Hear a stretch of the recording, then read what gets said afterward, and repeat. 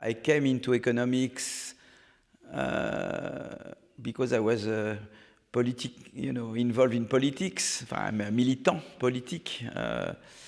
I wanted to change the world, like many young people of my generation at the time.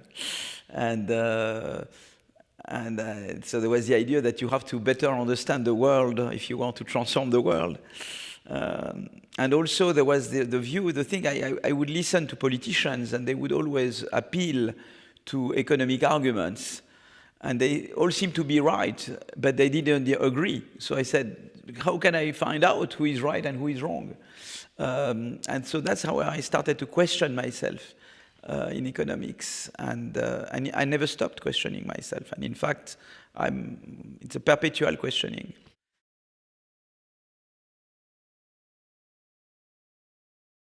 So I really wanted to say, how can you make the world more prosperous? Okay, and I realized, the neoclassical growth theory, the Solow model, that I would tell you that without technical progress, you cannot have long-run growth of per capita GDP in a very convincing way. That's one of the main conclusions of the neoclassical growth theory. But we didn't know where technical progress comes from. And here was this guy, Schumpeter, who talked about innovation, but there was no model. So that's how I went into this and said, I would like to be able to have a model where, you endogenously generate innovation and you try to link innovation and the fact you have more or less innovation to the policies and institutions that you have in a country. And I thought that was the way to go. And that's how I came into economics, I think. And so I had a mathematical background, so that helped me a lot. And I wanted to pursue, and very much, I was after the idea that I wanted to put imperfect competition in growth economics. So when I applied to Harvard University in 1992, already I was there, I said, I want to put imperfect competition in growth models. And also I had heard about the Schumpeterian idea of creative destruction, but no theory of that. And I said, what's going on there? So that led me into what I did.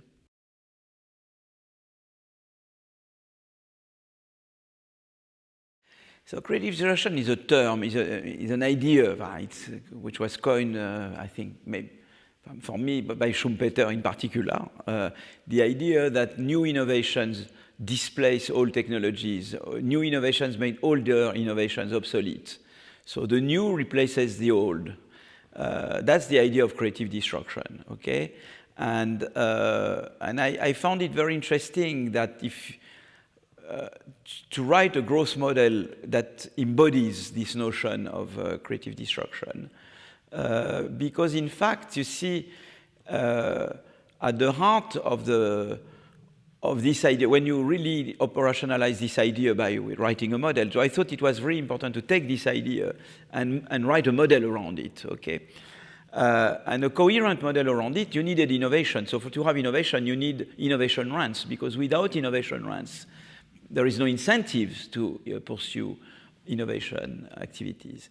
So you needed a model where you have innovation rents. But on the other hand, because you have creative destruction, yesterday's innovators are tempted to use those rents to prevent subsequent innovations because they don't want themselves to be subject to creative destruction. And I thought it was really interesting that when you really take seriously this idea, you are going into a growth model where at the heart of the growth process, there is a contradiction. You need to have innovation rents, which are typically temporary monopoly rents to a better product or better process, to those who innovate successfully. And it's the pursuit of this quest for this rent that motivates innovation activities. But on the other hand, yesterday's innovators are tempted to use their rents to prevent subsequent innovation because they don't want themselves to be subject to creative destruction. And this contradiction is a very fascinating thing. Because first you can talk about political economy of growth. You see, you have a perpetual conflict between the old and the new. And obviously yesterday's innovators, they will try all what they can. They will lobby governments, they will do all what they can to prevent new innovations. And the whole question is how you regulate capitalism, and regulating capitalism is primarily to deal with this contradiction. You see, how you deal with it. And whether you talk about the middle income trap, about inequality, about you are all the time coming across this contradiction. And that's what I found really interesting there. You see, there was really something, suddenly growth economics becomes really interesting. Where in my youth, I mean, the Solo model is a very beautiful model, the neoclassical model, but it's not, you see what I mean, it's not so exciting. Now it becomes exciting because there is political economy there. There is institutions, political economy, conflicts, you see, and how you manage this conflict. So it turned growth into something really very exciting.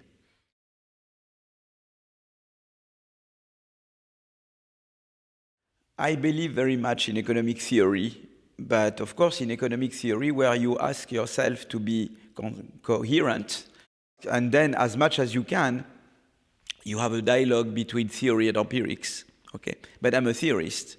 And when I do papers with empirical content, I team up with empiricists. I don't do the regressions myself. But I establish the dialogue between the theory and the empirics. And so the thing is with economics, you know, it's very helpful to write equations. Before, you know, if you read Ricardo or Marx, you would have these long paragraphs where they would explain, you know, with an example, an idea or a model. They would model, but without equation. A model without equation, you had between all the, it would take several pages before you understand what we now say in one equation. So it's using the mathematical language is extremely helpful when you are thinking about models, about reasonings, about. Once you develop the idea and the model, you can then take out the model. It's like a clothes. When you do clothing, you suit or whatever, you have what we call un patron. You have a model, you see, and you put once the clothes is done, you remove the patron and you have the clothes. It's the same with models. I mean, to develop ideas in economics, it's very important and useful to have modeling. And once the idea is crystal clear, you can tell the idea in words. That's very often people who get Nobel Prize, you know, we say that Modigliani got a Nobel Prize because he showed that you save when you are young and you spend when you are old. My parents would always say, what is this economics thing where it's so obvious and trivial? But in fact, what they would not see is to get to that level of simplicity, you need to go through you know, the modeling. And so I had to develop a growth model. It was very important to develop a growth model because you see what makes it work and also all the applications of the model. So we had to elaborate with Peter Howitt this model of growth through creative destruction to see what were the minimal set of assumptions we needed, and then to be able to confront, you know, to see all the predictions that it delivers, and then test the predictions. Once this is done, you can talk about everything without equations. And that's what the book tries to do. The book is there to popularize, to diffuse the main ideas that come out of the research. But to develop the research, it's very hard to, you know, to avoid using mathematics.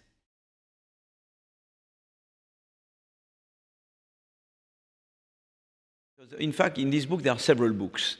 So there is a basic framework, and then it's about middle income trap, the industrial takeoff, about inequality, about environment, about industrialization, etc. And each of those, I had, of course, models and empirics, but it all came under this framework, and I wanted to push the framework. I said, well, here is a body of work. I've started to work on the model in 1987 with Peter Howitt, so it's been now 37 years. And that has led to many applications. In fact, there is now a whole generation of economists working on the Schumpeter. It's become a dominant approach in growth economics. So I said, I wanted the book because I realized that I had a whole body of work, you know, on all the dimensions that Schumpeterian economics allows you to shed light on. And I felt it was important to put them together. There was enough, you see, to say, now here is this book. And at some moment you feel that it all comes together. And that's the right time to. And so that was one reason. The second reason is that I teach at Collège de France. And at Collège de France, you teach the public. Those are public lectures, okay? I have more than 400 people coming, then you have podcasts, everybody sees them. There is no equation there. You want to reach the public at large. And I teach at a Master in Management, which is like MBA students at INSEAD. Also there is no equations. And you want to reach that public with the ideas and discuss with the ideas. And now is a stage where I could do it. And I felt I had to do that book because that book is a kind of focal. You see, you can say now there is this whole body of work, all the applications of the approach. Now, you see, you wrap up. You see that now you can, it's the right time to write a book like this.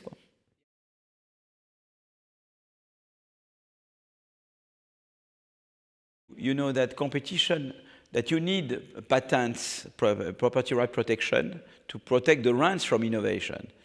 And that competition would destroy those rents. So there was some people would have the view that competition undoes the good aspects of what patent policy and more generally property right protection would do. And in fact, it works differently because that people think very much in a world where only outsiders innovate. And in fact, many innovations are done by insiders. And I always think of a classroom where you have the top of the class and the bottom of the class. And so the top of the class is getting already very good grades, so their incumbents are already there. And suddenly you open the door, you let a good student in, or a good element into the room. What will happen is that the top of the class will work harder to remain the top of the class. They will innovate, or they will work harder to withstand the competition with a new entrant. Whereas the bottom of the class will tend to be discouraged by competition. It's exactly what happened with firms. I mean, typically, competition induces you to innovate to escape competition. But those are for people who are already there. They have rents, and they face competition, and they need to innovate even more to maintain their rents. Otherwise, they lose their rents. That's a force, you see, that people... So competition has these two effects. When you are at the frontier, the first of the class, more competition induces you to do more, to innovate more, to remain the first of the class. When you are at the bottom, you're already discouraged, more competition discourages you. So you have these two effects of competition. And the overall is this inverted U curve that we find, that at low level of competition, more competition will boost productivity growth and innovation. When you're already at very high competition, is a discouragement effect that tends to dominate.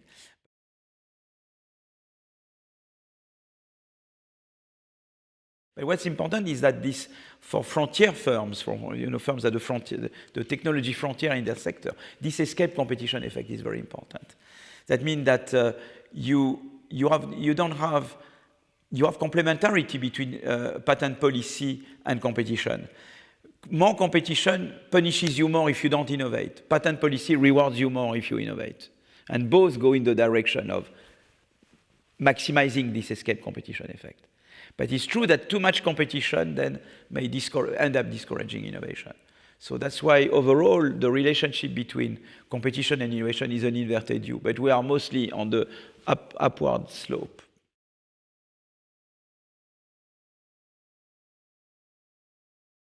But you help them catch up. So I think policies that would help them catch up, that's what you want. I mean, you want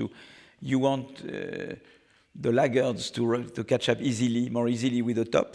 That's one in policy. So anything you can do for that is important, the diffusion of knowledge.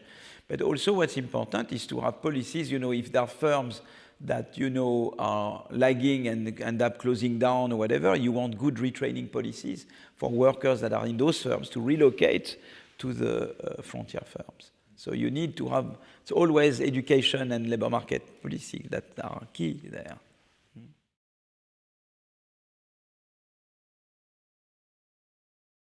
Yeah, he was, because he thought the first innovators would turn into entrenched incumbents that would prevent subsequent innovation. But in fact, his fear has been justified many times. You had that phenomenon happening. Even recently in the US, there is what we call secular stagnation, a decline in productivity growth, until recently in the early 21st century, which was very much about the superstar firms like Google, Amazon. They first, boosted growth with the IT revolution, but they ended up, through merger and acquisition, they became tentacular, they became, hegemonic, and they ended up discouraging new entry. And so the Schumpeter's fear is largely justified, but there are always forces. Most of the time, there are forces that counteract, and particular competition policy is something very important, because competition policy is there to limit the extent to which incumbents can prevent new entry in particular. Of course, the problem is that competition policy is implemented by politicians, and incumbent firms can collude with politicians. And that's where civil society is so important. And as we mentioned, the triangle at the end of the book, we need civil society to denounce the collusion between some politicians and incumbent interests. And that's what we need civil society to make sure that competition policy is properly enforced. Or the fact that competition policy in Europe is done at a European level, let's also make it less subject to lobbying and to collusion with vested interests.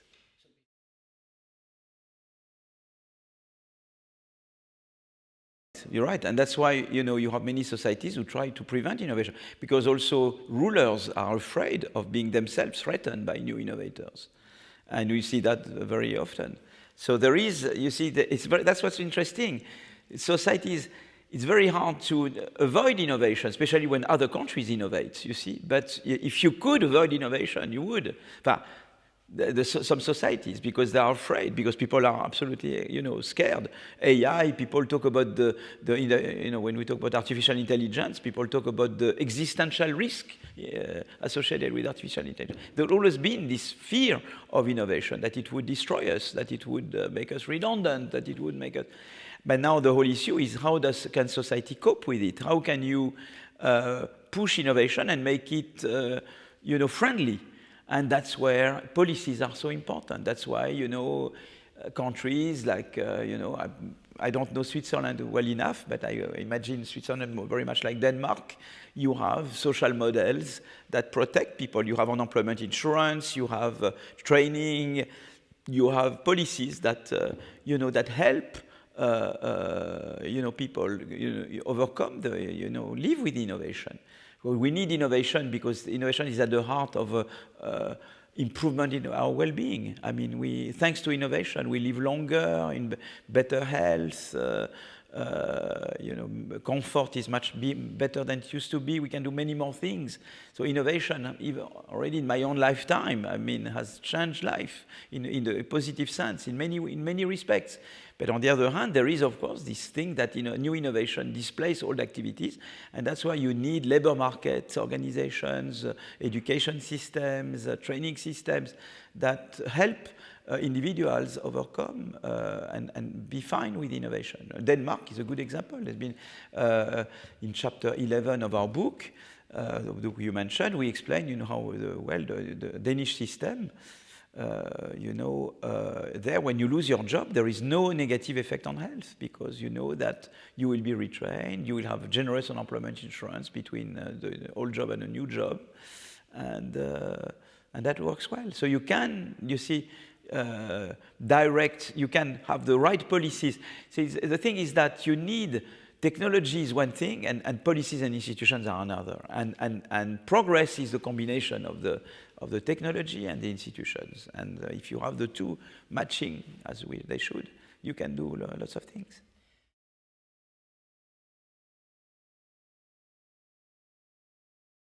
I think it's very relevant to understand a bit the determinants of creative destruction. I mean, how do I grow? It's all about you see what's nice with the growth model with creative destruction. It's a model with heterogeneity first. You have leaders and followers, as I mentioned. You have entrants and incumbents. You have small firms and large firms. You grow, you first come as a small firm, you do one specialization, and then you tend to innovate on other lines. You do creative destruction to other activities, and that way you grow. You see, instead of doing one activity, you do 2, 3, 4 activities. So it's really about firm dynamics. So when you are in the world of the Schumpeterian growth model, you are in the world of asking yourself, how do I come in? My entry incumbents, okay? Then you are in the business of saying, how do I grow? I grow by doing creative destruction on other existing lines. How do I do that? So what is the growth process? How do I finance my growth? And then it's the matter of saying, I want to make sure I minimize the probability that I will be creatively destroyed, and maybe I have to anticipate the next innovation. So it's very much, the theory is very much about firms. I mean, it's a theory that you test on micro data. You look at firm level data to test the predictions of this theory, more than ever before.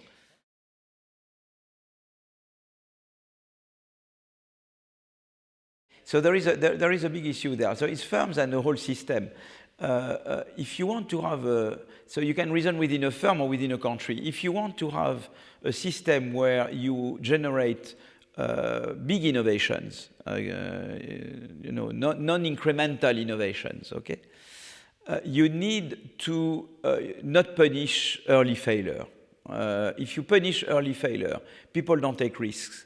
So it's very important to have a system that does not punish early failures. So one way to do that is already at the basic research level. In the US, they have, for example, the Howard Hughes Medical Investigator, the HHMI, or they have systems where you have long-term funding of promising researchers. And they are allowed to fail in the short run, but they know they can take risks. So that's very important.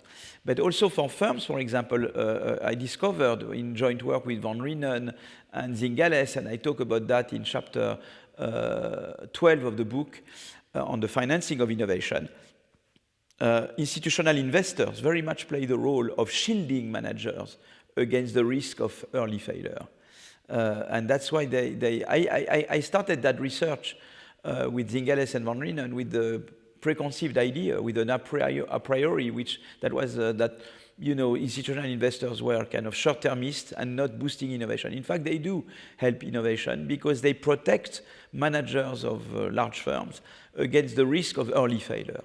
So there are various mechanisms in the economy that try to get at the problem that you are mentioning, to say, I want to reward long-term success and shield managers against, short-term, setbacks. And so that's what's interesting, both in the way you organize basic research, but also in the way the financial ecosystem of innovation plays also a very important role. Venture capitalists also play a role there. They say, look, you can fail, but I'm there, you see what I mean? And so the venture capitalists or institutional investors play an important role in allowing for early failure while encouraging long-term success.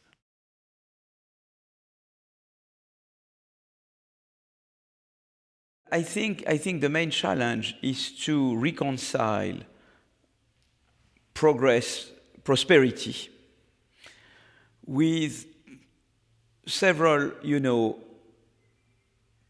coping with several dangers, okay? So the big dangers, there are various dangers. The war, of course, we have war in Europe. That's obviously something we have to worry about. Big dangers include, the climate challenge. We have to fight climate change. So how do we do that?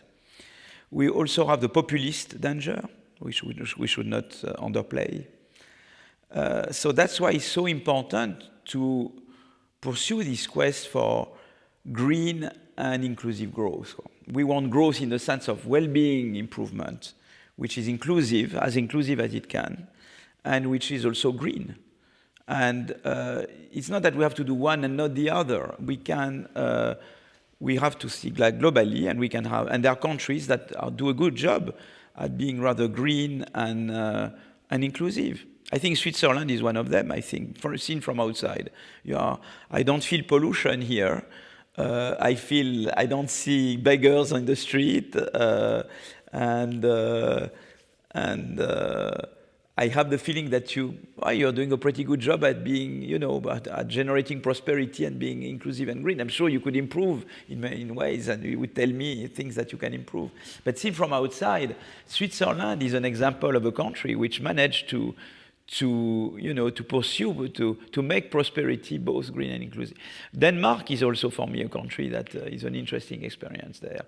There are other countries that try to get there. So I think that you should pursue globally this objective. And what's interesting is that in any of them, it's very important to have firms government and civil society. This triangle is absolutely crucial. Firms that innovate. It's the firms that will generate the new AI innovations, the green innovations. It comes from firms primarily. But of course, behind the firms, you need you need universities, you need an innovation ecosystem, as we mentioned before. And there the state already plays a big role. We know the state also has a big role to play in enforcing competition policy, in organizing the labor market, the training system. So the state is very important. But then we saw that the state may sometimes collude with incumbent firms. And that's where civil society is so important to have, good media, the newspapers, elections, so that civil society can monitor, can denounce if there is collusion. This triangle is at the heart of it. And it's not that you pursue one without pursuing the other. You have to create an environment which is conducive to innovation. The state should step in. I mentioned competition policy, I mentioned education, I mentioned labor market policy. I should also mention industrial policy. I believe very much in industrial policy, but you have to make industrial policy pro-competition and very much thinking of a partnership between public and private sector. So that I think is very important, but you need civil society to make sure that those things are done properly.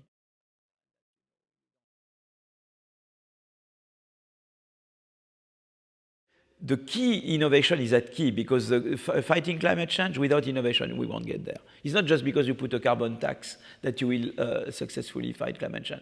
You will fight climate change because we will find better source of energy, which is more electric. But the problem with cars, electric cars for the moment doesn't work very well, except maybe within cities, because you have the batteries are not yet good enough. So you need innovation in batteries. You need all other kinds of innovation to find new sources of energy. Nuclear fusion, there is enormous hope on that. Photovoltaic, well, you need innovation there. You need innovation to make air conditioning less energy intensive and cheaper, so that in particular populations in emerging countries will have access to air conditioning, or dikes, to build dikes, that you need innovation. There might be also innovation to cool the air. There is a geoengineering, you might have heard about that. So innovation is at the heart of the green process, okay? But there is also enormous hope on AI, in artificial intelligence. I just handed over a report to President Macron on AI. AI has fantastic growth prospects because you automate the boring tasks in the production of goods and services and in the production of ideas. Even the research, the innovation technology will now improve thanks to AI. And so we should grow faster. We should have more growth. But of course, we have to make that growth good growth, you see what I mean? It's not that you have to say, no, I should do green, not AI. No, I have a world with AI. I have a world with green. I need the green. And I have to adapt institutions and policies so that I harness the power of creative destruction to pursue the common good and to generate the prosperity that I want to generate, which is a green and inclusive prosperity. And that's where you see it's a global thing. I cannot just say I take one, not the other.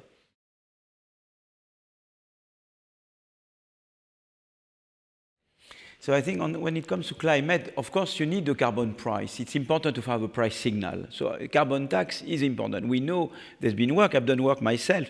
When you increase the carbon price, you direct innovation towards greener innovation because you reduce the market for dirty innovations and you increase the market for clean innovations. So it would not be serious to say I do away with carbon tax and carbon price. I mean, that's certainly a policy instrument.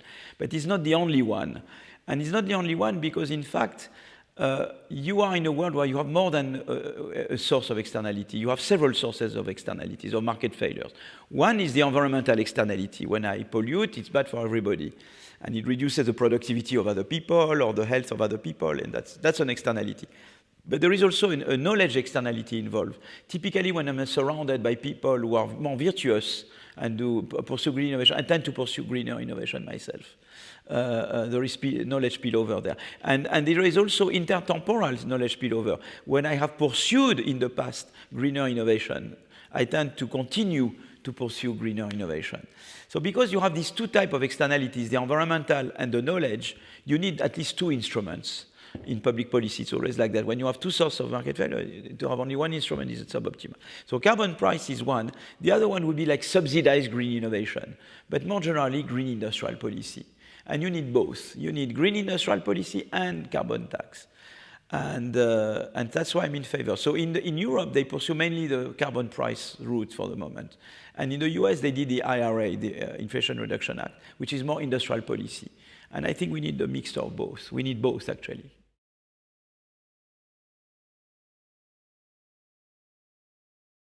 I was talking about industrial policy.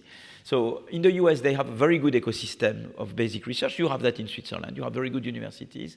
They have venture capital very developed. They have institutional investors. But they have the DARPA, Defense Advanced Research Project Agency, which was created in the 1950s in defense and space. So the money comes from the ministry. You have team leaders, and the team leaders elicit competing projects. So you have a top-down part and a bottom-up part. So it's a very pro-competition way of doing industrial policy. It worked very well in the US on defense and space in the 1950s when they were racing with the Soviet Union. Internet, GPS, all that are indirect corollaries of the DARPA. Then they did the ARPA Energy, and then they did the BARDA, Biomedical Advanced Research and Development Authority, thanks to which we are here today. I mean, Pfizer, Johnson, Moderna, all those guys were financed by the BARDA in the US. And they managed to turn RNA messenger technology into mass production of vaccines in 1 year. So you need these kind of things. We don't have in Europe the equivalent of a DARPA or a BARDA. And we need to do that, because the Chinese also are developing something like this. And we need to do that. And because otherwise we'll decline. We don't want to be decadent, you know. We want to be, when we have the possibility of being leaders, because we are, on thinking of a capitalism which is social and green, we are ahead of everybody else.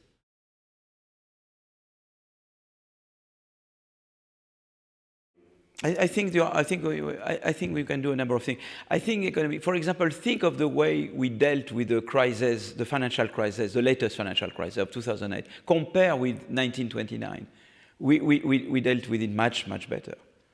We avoided a lot of the pitfalls and the dramas triggered by the 1929 crisis, because we knew how to regulate the system, how to do macroprudential regulation, how to all these policies that were set up. Basel III, we are in Basel III.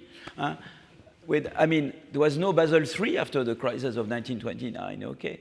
And so because we understood much better, and there were people like Bernanke or others, they had done models, they had worked with empiricists, the dialogue between empirics and theory had operated, and we are much better off with the models we have in mind that we have developed, which we keep developing, than without. We avoid first-order mistakes much more easily now than we used to.